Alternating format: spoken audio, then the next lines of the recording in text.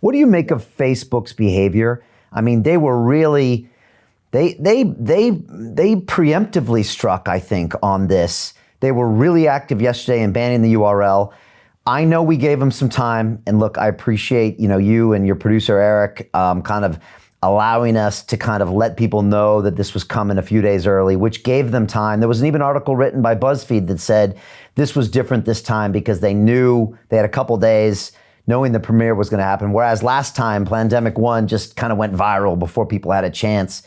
What do you make of Facebook, preemptively striking? Do you think they looked so bad last time that they wanted to make an example of this so they couldn't be called out? Or what do you think is happening with that platform?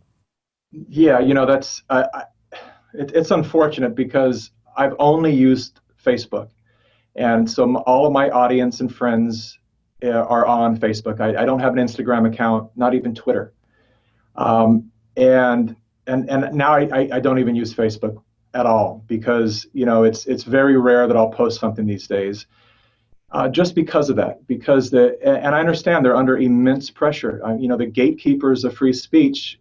And their sponsors, make very serious, real threats for them to follow orders. And I understand that they're under that kind of pressure, but at what point are they going to actually take a stand and just, look away from the temptation of that dark money and just let people share their perspective? Because I think that the crux of it all is something that we need to pay attention to, and that is, it's very evident that these tech platforms, the politicians and the people that actually are in control of the narrative, think that the American people and beyond are not smart, are stupid.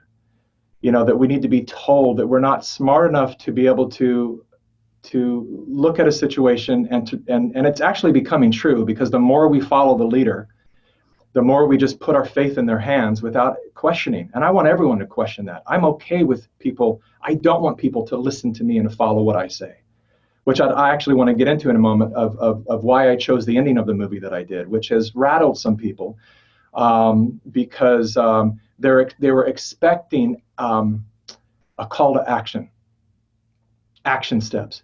And David Martin actually, in his interview, gave some great action steps. And I was left at this point of going, I really want to put those in the movie, but that would then be me thinking for the people and telling them what to do. And I don't want to do that.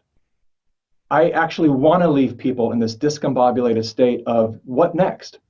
And so the only thing you see on the screen at the end is the definition of plan and the actual original meaning of the word demic, which is people, population.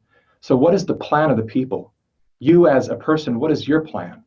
I don't want to. I actually had written what I thought was a really great call to action at the end. And I just decided to leave it out because I want to leave people in that place of going, what next? Well, great question. Why don't you tell me what's next? Because that's the mindset that we have to get into here. Don't follow me. Don't follow anyone. Don't follow any of these people. We were all born with such a greater intelligence than we've been allowed to actually utilize.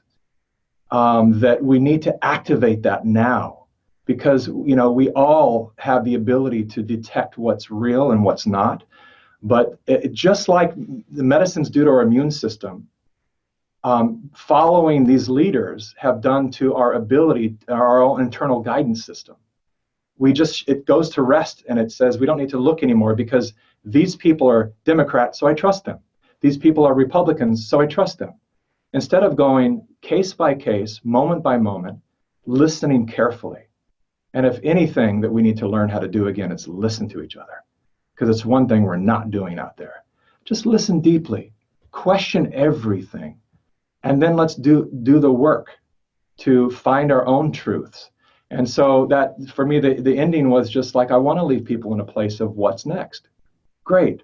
That's the question we all need to be asking. What's next? And how long are we going to allow other people to author the direction of our lives? When are we going to put the pen in our hands and say, no, this is what I came here as the author of my life, my story, my destiny, my dreams. And let me take control. Let me take the wheel of this experience. It's because it's been hijacked. Our destinies have been hijacked. And we got to get that.